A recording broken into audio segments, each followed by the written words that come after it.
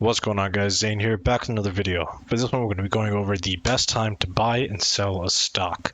So we're given some interarray here called prices. It's going to be a bunch of prices, and we're being tasked to return some day or some what am I saying? We're going to be returning the maximum profit that we can obtain from a list of these prices.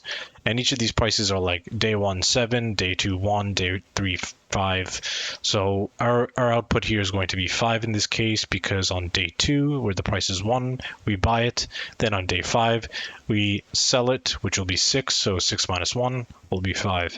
So we're outputting our maximum profit here. So when we come to establishing how to figure this one out, I'm thinking, okay, we need to establish our max profit. Yes, that's the whole point of the problem. But we also need to establish the minimum value of the price that we have.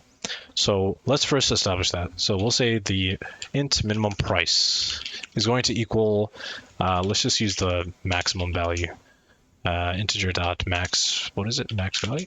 I believe this is it. Integer dot max value Java. Integer dot max underscore value. Integer. Okay, cool. So we're just going to establish some variable here that's going to be the absolute max value, which is like 2.147 billion. But this way, we just make sure that we don't establish like a price of like 1,000, and in our test case, it's like 1,001, and so we already screwed ourselves. Anyway, so now let's loop through all of our prices.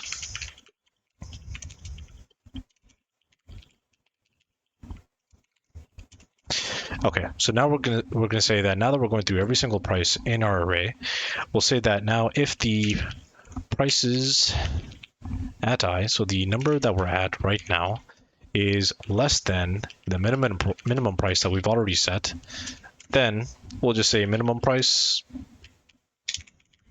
is going to equal prices at I, because that's our new minimum. So we already established, hey, this is going to be our minimum value, and now the value that we're at is actually smaller than our minimum value, so we need to update it. So we did that. Now in a situation where, let's say the price is not actually less than the minimum, so let's say else if let's say the price is at I, the number that we're at, and we subtract that by the minimum price, if this number is going to be greater than our max profit, which we need to actually establish here. We're just going to set it to some value. If it's greater than our max profit, then that means this particular case is going to be our new max profit. So let's just copy this. I know copy pasting is not a great best practice kind of thing, but I'm just going to do it here. So max profit is now going to equal whatever the prices at I is minus the minimum price. Now, once we have established that, we can return our maximum profit here. So let's run this. Let's see what we get. Oh, sweet. Okay, cool. Let's submit this. Nice. Go to details. 211. Cool. Runtime. All right. All right, looks like we're good. So let's recap real quick. Minimum price, we're just establishing some large value because we don't want to get screwed over if there is a test case where it's like some really high number as the minimum price.